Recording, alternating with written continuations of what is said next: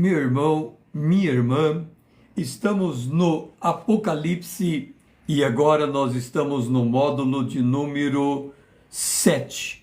O primeiro módulo foi sobre dando uma abertura nesse livro. Depois falamos sobre como entendemos os tempos.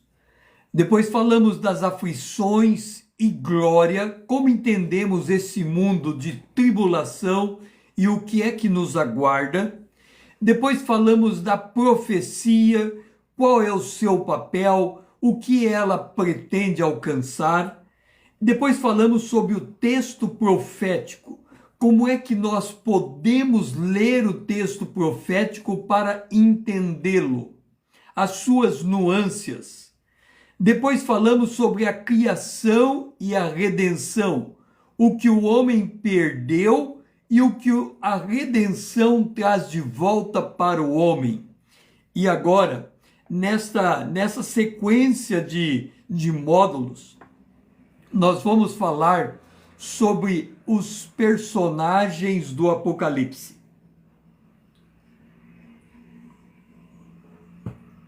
Por que nós precisamos falar dos personagens do Apocalipse?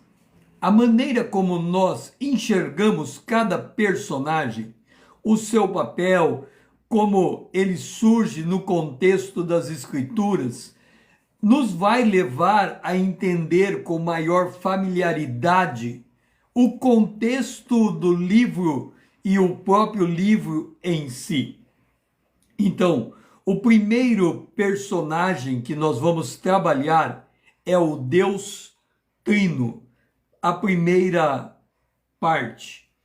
O Deus Trino. Nós estamos no Apocalipse no capítulo 1. Este é o 7º módulo e ainda nem saímos do capítulo 1. É como bloco de Legos. Vamos formando bloco a bloco até formar a imagem completa. Primeiro temos que trabalhar muito bem o fundamento para depois entrarmos no livro em si. O objetivo desse módulo é compreender quem é o Deus Trino, qual é a sua relação com a eternidade passada, com o presente século e com o mundo vindouro. Este é o objetivo deste módulo. Nosso texto base está em Apocalipse capítulo 1, o versículo 8, e eu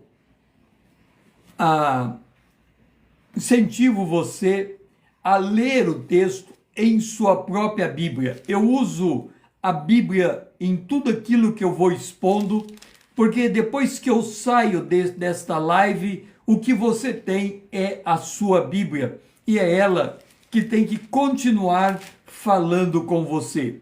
Então, Apocalipse, se você encontrou, esteja curtindo esse vídeo, que é esta live, que é uma forma de você participar ativamente daquilo que você está ouvindo, já que a fé vem pelo ouvir, pelo compreender, pelo crer e pelo confessar. Apocalipse capítulo 1, verso 8. Eu sou o Alfa e o Ômega, diz o Senhor Deus, aquele que é, que era e que há de vir, o Todo-Poderoso. Versículo 15. Versículo 13. E no meio do candeeiro um semelhante ao Filho do Homem, com vestes talares e cingindo a altura do peito com uma cinta de fogo. Vamos ler também o verso 14. E a sua cabeça e cabelos eram brancos como alva lã, como neve, os olhos como chamas de fogo, os pés semelhante ao bronze polido, como que refinado numa fornalha, a voz como voz de muitas águas. Tinha na mão direita 7 estrelas, e da boca saía-lhe uma afiada espada de 2 gumes. O seu rosto brilhava como o sol na sua força. Ainda no Apocalipse 12, versículo 2. Apocalipse, se você puder abrir a sua Bíblia, em Apocalipse capítulo 12, o versículo 2, que achando-se grávida, grita com as dores de parto, sofrendo tormentos para dar à luz. E o verso 5, nasceu-lhe, pois, um filho varão, que há de reger todas as nações com cetro de ferro, e o seu filho foi arrebatado para Deus até o seu trono. Então, nós vamos ver Deixe-me ver uma coisa aqui. O movimento da revelação. Deixe-me situar aqui o movimento da revelação. Aqui está. Quando nós olhamos para o movimento da revelação, nós percebemos que ela se inicia com uma saudação de peso. Depois, nós vemos a tríplice saudação e os papéis. Por fim, vemos a adoração, a advertência e os selos. Então, nós estamos aqui e vamos iniciar a saudação. Nós estamos falando de Apocalipse, no capítulo 1, o versículo de número 4 e 5. Aqui começa a saudação da carta do Apocalipse. João, as 7 igrejas que se encontram na Ásia. Graça e paz a vós outros. Se João escreveu para 7 igrejas, e se as 7 igrejas correspondem a 7 períodos históricos, e também corresponde a 7 tipos de igrejas nos dias de hoje, isso quer dizer que esta carta ela é dirigida para nós. O livro do Apocalipse é dirigido para a igreja. E esse livro ele é dirigido da parte de quem? Primeiro, da parte daquele que era, que é, que era e que há de vir. Bom, se nós lermos esta saudação, nós vamos ter dificuldade de identificar Deus, o Pai. Mas esta expressão, daquele que é, daquele que era, e daquele que há de vir, tanto pode se referir ao Filho, Jesus, porque ele era o Verbo, ele se fez carne e ele há de voltar para buscar a sua igreja. Mas também pode dizer respeito ao Pai, Deus o Pai, aquele que era, no princípio criou Deus os céus e a terra, aquele que é, ele disse a Moisés, eu sou, e aquele que há de vir, bem-aventurado os limpos de coração, porque verão a Deus. Como Jesus disse, quem vê a mim, vê ao Pai, nós vamos pegar esta primeira menção como uma menção a Deus, o Pai. Depois diz, da parte dos 7 espíritos que se acham diante do trono. Aqui é uma expressão do Espírito Santo, que se manifesta em 7 facetas e elas podem ser encontradas no livro de Isaías, cada uma delas nominada. Então o Espírito Santo é conhecido também como os 7 Espíritos. Nós também vemos que o fruto do Espírito é um, mas ele se manifesta em 9 facetas. Então não é estranho o Espírito Santo ser identificado como os 7 Espíritos. E a saudação continua da parte de Jesus Cristo. Por isso que se nós encontramos o Espírito Santo, se nós encontramos Jesus Cristo nominado aqui, a primeira parte nominada teria que ser Deus o Pai, para encontrarmos o Deus Trino. Então é da parte de Jesus Cristo. Quem é Jesus Cristo? A fiel testemunha, o primogênito dos mortos e o soberano dos reis da terra. E por fim, nessa saudação de peso, nós encontramos no verso de número 6, e nos constituiu aquele que, no verso 6, aquele que nos ama, deixa-me ver aqui, isso, o verso 6 e o verso 7, aquele que constituiu reino, sacerdotes para o seu Deus e Pai, a ele a glória e o domínio pelos séculos dos séculos. Então começa ali, aquele que nos ama e pelo seu sangue nos libertou dos nossos pecados e nos constituiu reino, sacerdotes para o seu Deus e Pai. Então aqui está o peso da saudação. A saudação é de João às 7 igrejas e também da parte de Deus o Pai, do Espírito Santo e de Jesus Cristo, o Senhor. Esta é a saudação do Apocalipse. Então vamos ver graficamente esta saudação. Aqui nós temos uma visão linear da história. A eternidade passada, a eternidade futura, como as duas vertentes opostas, eternidade passada, eternidade futura. Nós temos dois eventos que estão equidistantes: a criação dos céus e da terra e a recriação dos céus e da terra. Depois nós temos os eventos, os contextos históricos, a linhagem, Israel, a igreja, o juízo e o milênio, compreendido entre a eternidade passada e a eternidade futura. Nós temos a cruz, e com a cruz nós sinalizamos a morte e ressurreição de Jesus Cristo, e o Pentecostes, que se deu no mesmo evento 40 ou 50 dias depois.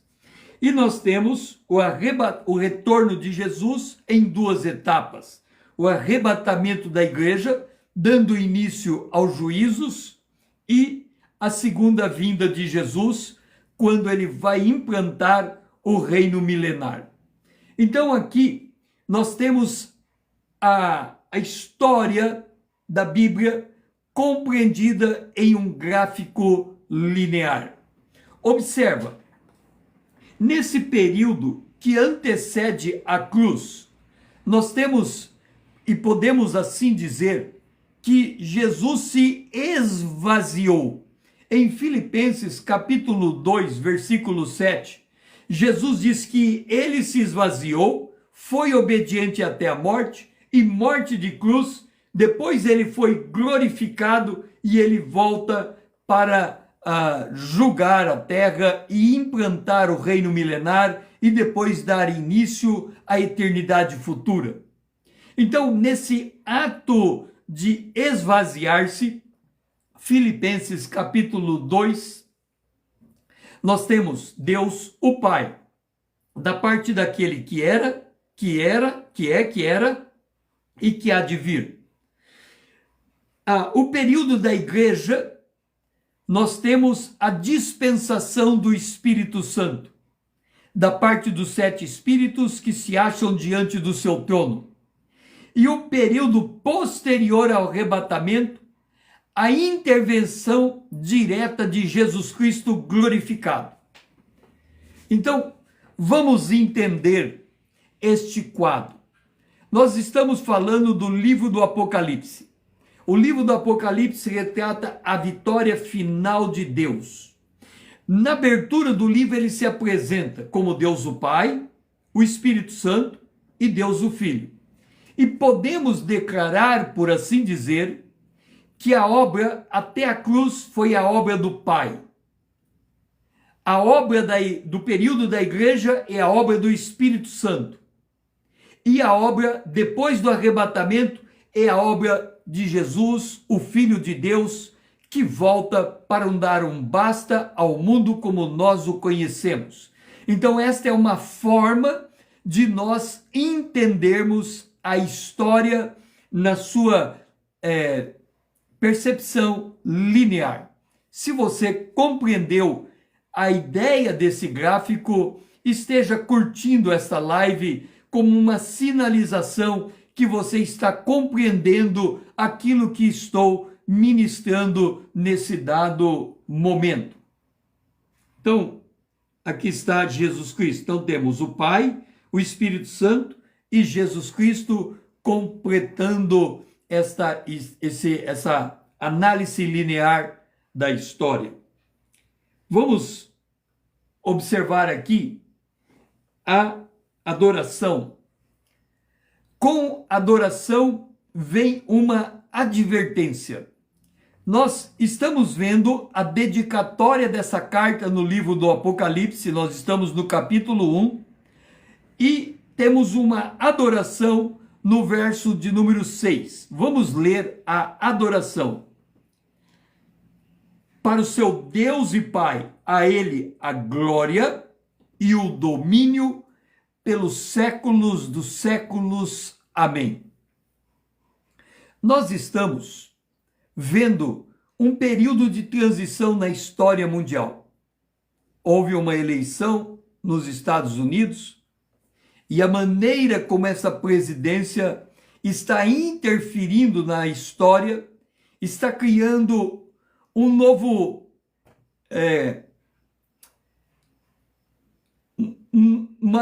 está criando novas zonas de influência das grandes nações. Os Estados Unidos, a Rússia e a China. Ok. Mas quando lemos o Apocalipse, nós dizemos que o domínio pelos séculos dos séculos não pertence aos homens, mas a Deus. E nós devemos nos curvar diante desse domínio e louvar a Ele a glória e o domínio pelos séculos dos séculos. Amém. Talvez você pergunta, Pastor César, por que aqui diz Deus e Pai a Ele, o Deus e Pai, o domínio? Vamos ler Hebreus, capítulo 1. Hebreus, capítulo 1. Diz assim, Hebreus, capítulo 1,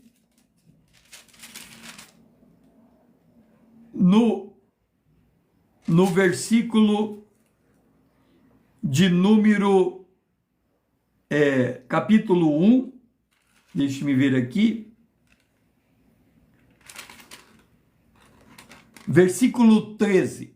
Se você encontrou Hebreus, capítulo 1, versículo 13, diz assim: assenta-te na minha direita, isso é Deus o Pai falando para o Filho, assenta-te na minha direita, até que eu, Deus o Pai, ponha os teus inimigos por estrado dos teus pés.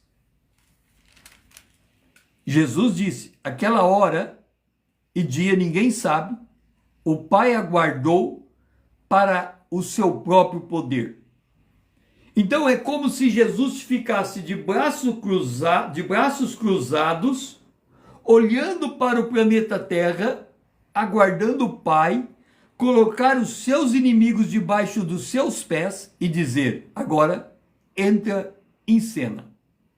É por isso que em Apocalipse capítulo 1 é dito acerca de Deus, o Pai, a Ele o domínio.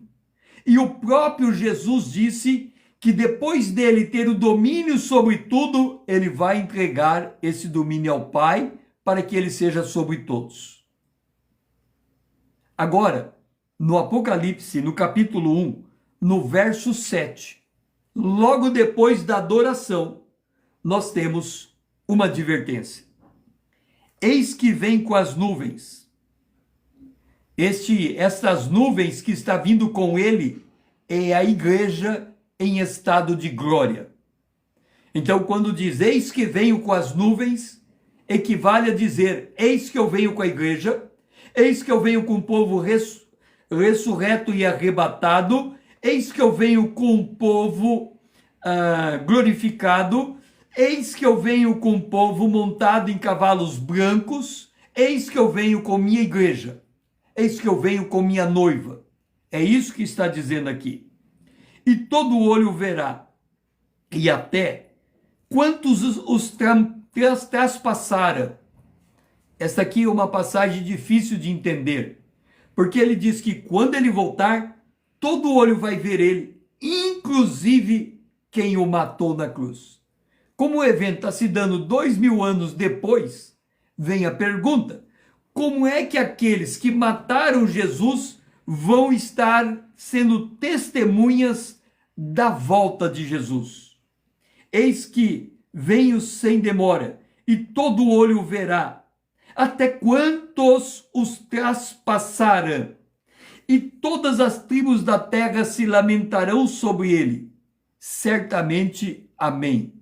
Então, no capítulo 1 de Apocalipse, nós temos uma advertência divina. E no verso 8, encerrando essa dedicatória, nós temos o selo divino.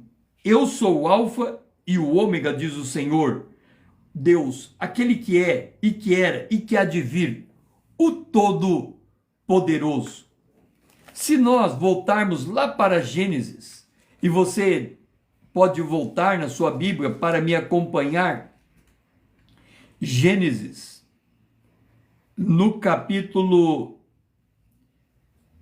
deixe-me ver aqui, o Deus todo capítulo 17, nós vamos ler o seguinte, Gênesis, capítulo 17, o versículo 1. Quando atingiu Abraão a idade de 99 anos, apareceu-lhe o Senhor e disse-lhe: Eu sou o Deus Todo-Poderoso, anda na minha presença e sê perfeito.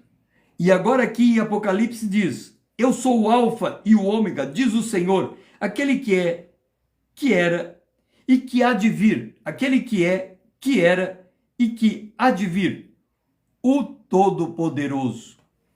Volta para Gênesis. Eu sou o Deus Todo-Poderoso, anda na minha presença e sê perfeito. Então, se você está lendo o livro do Apocalipse na sua dedicatória, ele está declarando: eu sou o Deus Todo-Poderoso. Subentende que ele está convidando você para andar com Deus.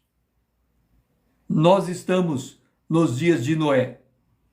Desde 1948, quando Israel se estabeleceu nação, nós entramos nos dias de Noé. Enoque andou com Deus, Noé andou com Deus.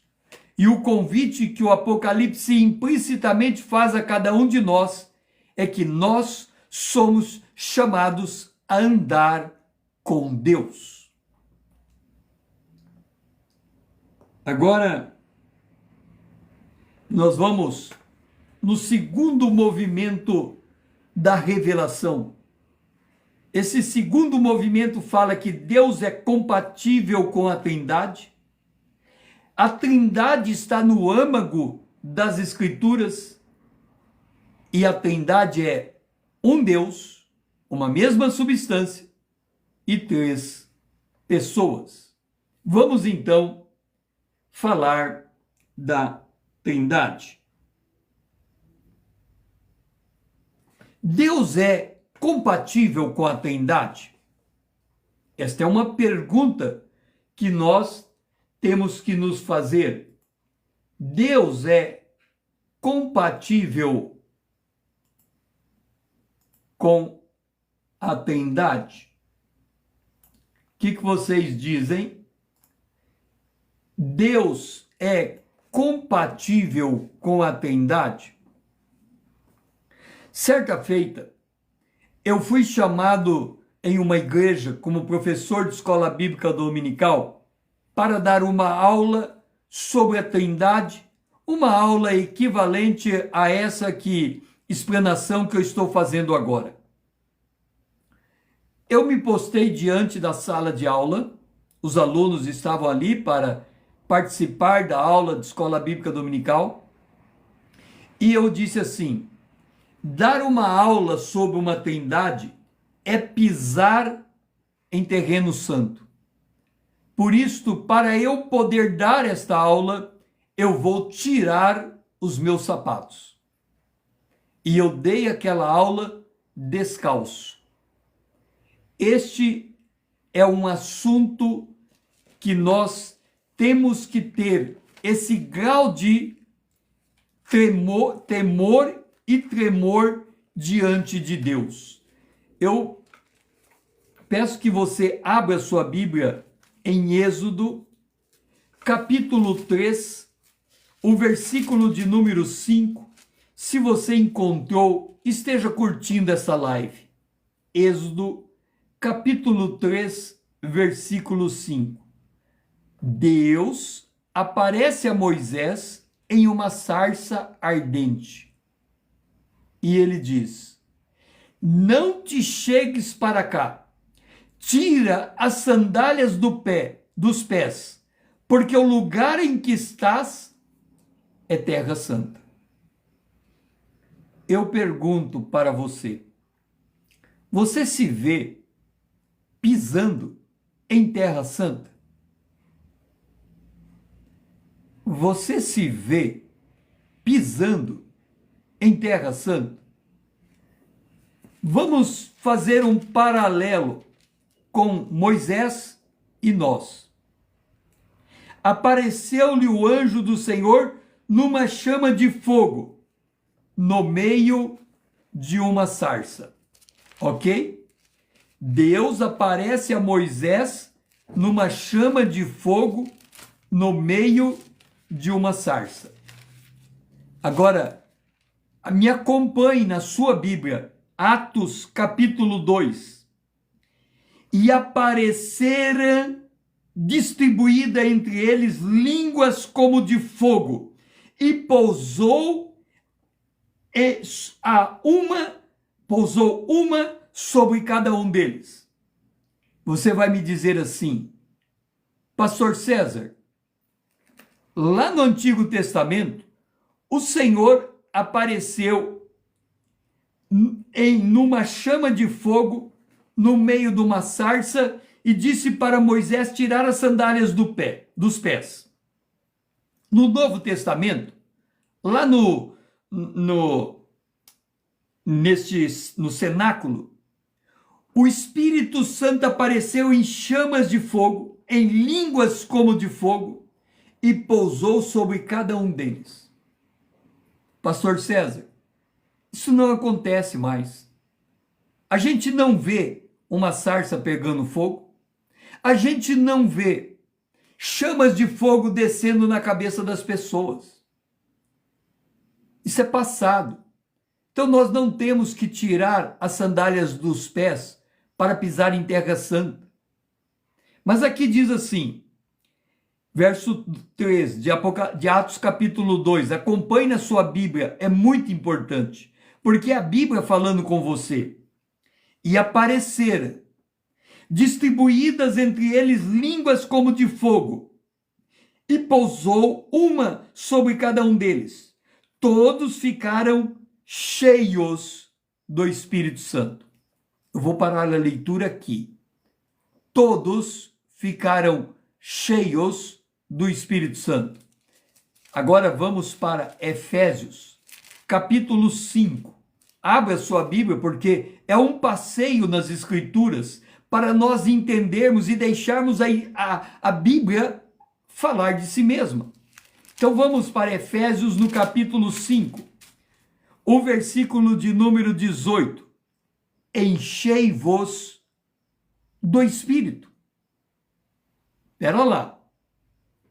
Se eu e você somos exortados a sermos cheios do Espírito. E se cheio do Espírito nós estamos, implicitamente, temos línguas de fogo sobre nós. Temos a presença do Espírito habitando em nós. Então nós estamos pisando com os nossos pés em terra santa, porque somos o tabernáculo de Deus vivente. Somos o tabernáculo vivente que transporta o Deus vivo.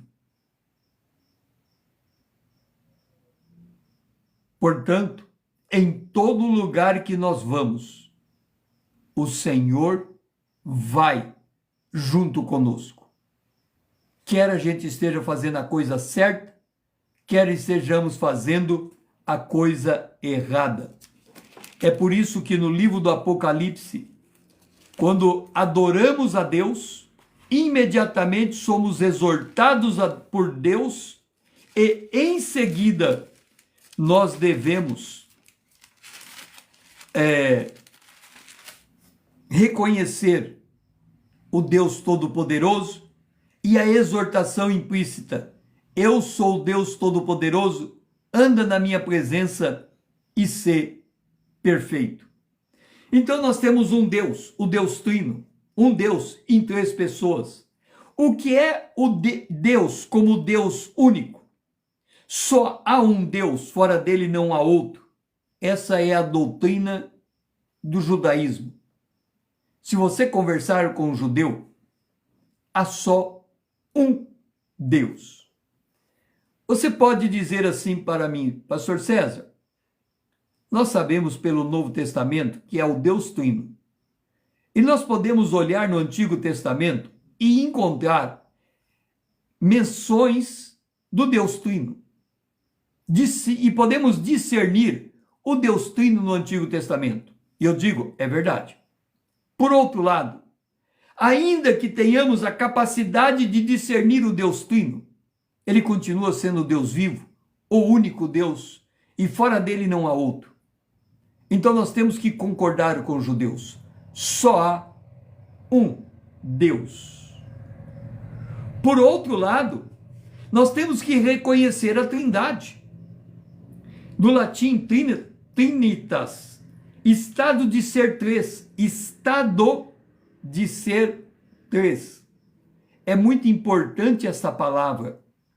Agostinho diz, é um Deus em uma única substância que se manifesta em três pessoas. Um único Deus, aqui temos um Deus, ou um Deus, nós temos um único Deus. Aqui temos uma pessoa, aqui temos outra pessoa, e aqui temos uma terceira pessoa de contato. Por isso que são três. O Pai, o Filho e o Espírito Santo. Se você ler em João, a partir do capítulo 14, vai dizer, o Espírito procede do Pai. Se ele procede do Pai, ele vai do Pai para o Filho e volta do Filho para o Pai em um volver incessante e eterno. Então podemos dizer que o Pai declara, eu amo meu Filho, o Espírito Santo conduz a declaração de amor ao Filho e o Filho responde, eu amo meu Pai, e o Espírito conduz a declaração de amor ao Pai e nós temos um mover incessante. E quando surge a igreja, o apóstolo Paulo diz, foi derramado em nós o amor de Deus, porque o amor que se comunica do Pai com o Filho desce para nós e se une a nós em um mesmo Espírito, porque o apóstolo Paulo diz que quem se une com o Espírito se torna um Espírito com ele. E aí Jesus declara em João capítulo 17, a mesma unidade que há entre eu e o Pai, e essa unidade se manifesta no Espírito Santo que une o Filho no Pai, é a mesma unidade que habita em nós. Então nós estamos em uma mesma unidade com o Pai, com o Filho, com o Espírito e com os irmãos, por isso nós somos identificados como corpo de Cristo. Então nós temos Isaías 44, versículo 6. Assim diz o Senhor, Rei de Israel, o seu Redentor, o Senhor dos Exércitos. Eu sou o primeiro e sou o último, e além de mim não há Deus, um único Deus. Nós temos que respeitar os judeus. Eles morrem por essa declaração. Só há um Deus. Eles se escandalizam de quem diz diferente do que eles pensam. Só há um Deus. E nós temos que nos render aos judeus e declarar como eles. Só há um Deus. Por outro lado, quando vamos para o Novo Testamento, nós lemos 1 Pedro capítulo 1, versículo 2. Eleitos, segundo a presciência de Deus Pai, em santificação do Espírito, para a obediência à aspersão do sangue de Jesus Cristo. Graça e paz vos sejam multiplicadas. Então, quando nós saímos das páginas do Antigo Testamento e chegamos nas páginas do Novo Testamento, nós, como igreja, podemos declarar Trindade, Deus o Pai, o Espírito Santo e Jesus Cristo. E quando nós fazemos uma declaração em que numa mesma frase temos o Pai, o Filho e o Espírito Santo, cabe termos o devido cuidado de usar a expressão Deus uma única vez, porque há um só Deus. Então nós falamos Deus Pai, o Espírito Santo, quer dizer, o Espírito, que é o Espírito do Pai, o Espírito de Deus, aliás, que é santo, o Espírito Santo, e quando voltamos a Jesus Cristo, nós declaramos Jesus Cristo, o Senhor. E assim, mantemos na mesma declaração a conformidade com a doutrina do Antigo Testamento. Há um só Deus, Deus o Pai, o Espírito Santo e o Senhor Jesus. Aí você vai dizer, então você está dizendo que há um só Deus numa só pessoa e as outras duas não é Deus? Não foi isso que eu disse. Se eu for declarar em separado, eu digo Deus, o Pai, Deus, o Espírito Santo e Deus, o Filho de Deus, Jesus Cristo. Eu posso declarar, porque cada uma dessas pessoas é o Deus verdadeiro. Mas se eu declarar na mesma sequência os três, então é Deus o Pai, o Espírito Santo e Jesus Cristo, o Senhor. A Trindade, ela está no âmago das doutrinas. Agora, eu estou mudando o meu parecer. Lembra, no slide anterior, eu declarei um Deus, três pessoas, de uma mesma substância. Agora, sob a ótica do Novo Testamento, vamos rever o Antigo Testamento e discernir, com a luz que nos é dada pelo Novo Testamento, o Deus Trino no Antigo Testamento. E aqui eu faço uma ressalva. Nós não podemos exigir de quem não tem a competência que ele enxergue aquilo que ele não pode ver.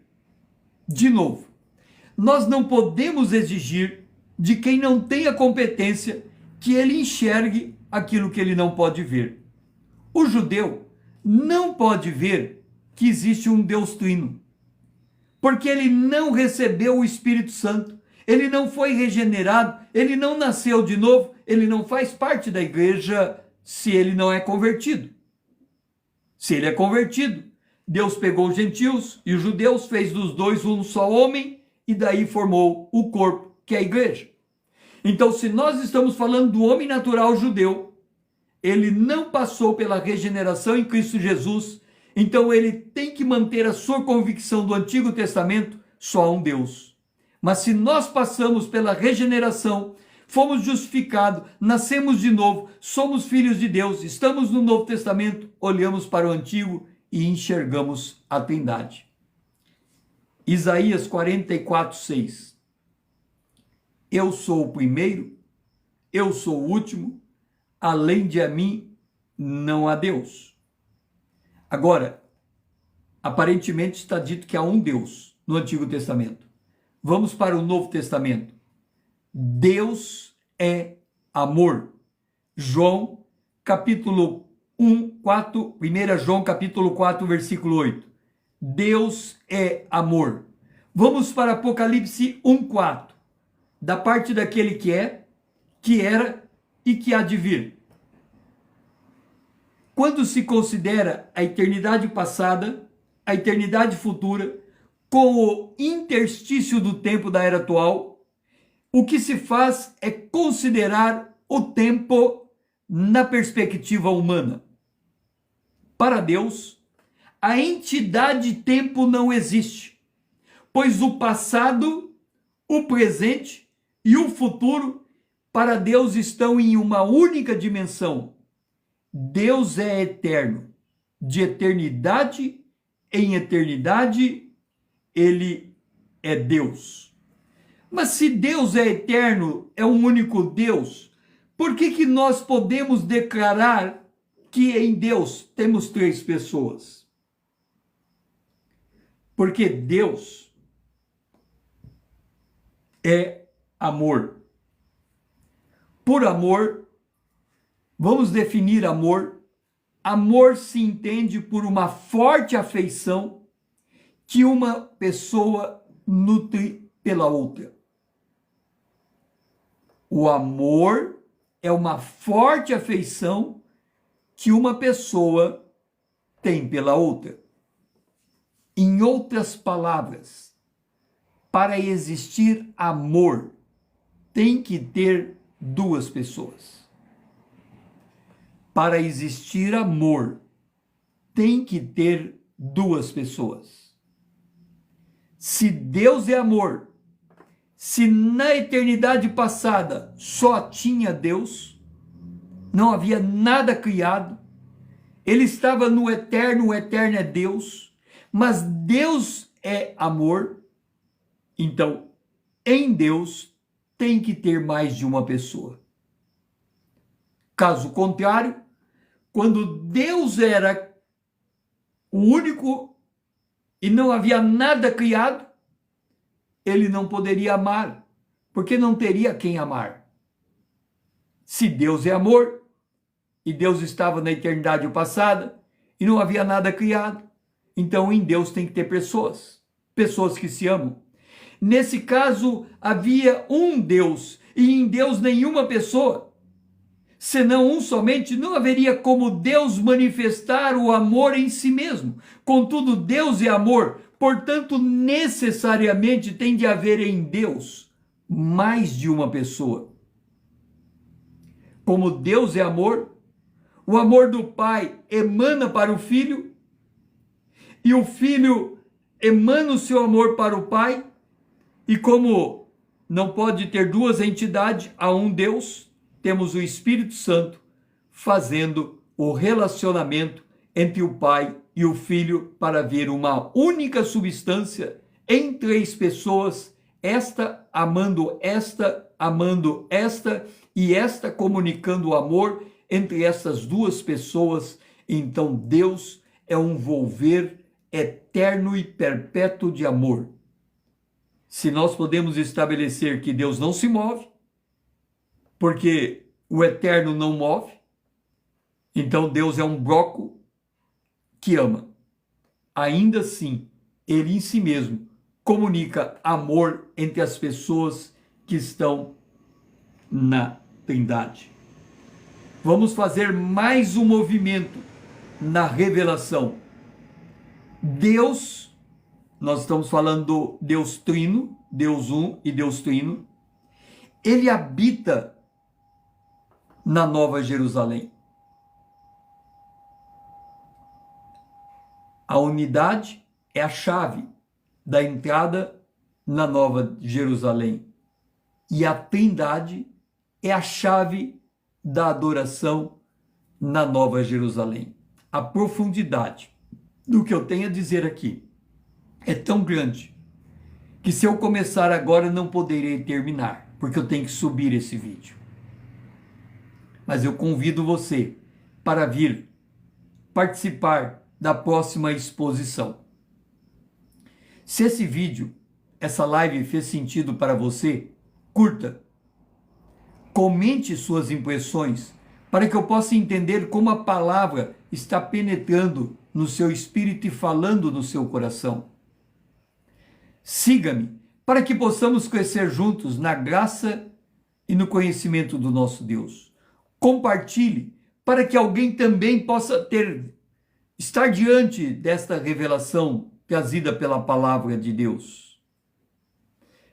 O meu lema é: conhecendo a palavra, para sermos transformados pelo poder de Deus na imagem de Cristo. Eu sou o pastor César Azevedo. Grato por me ouvir e até a próxima.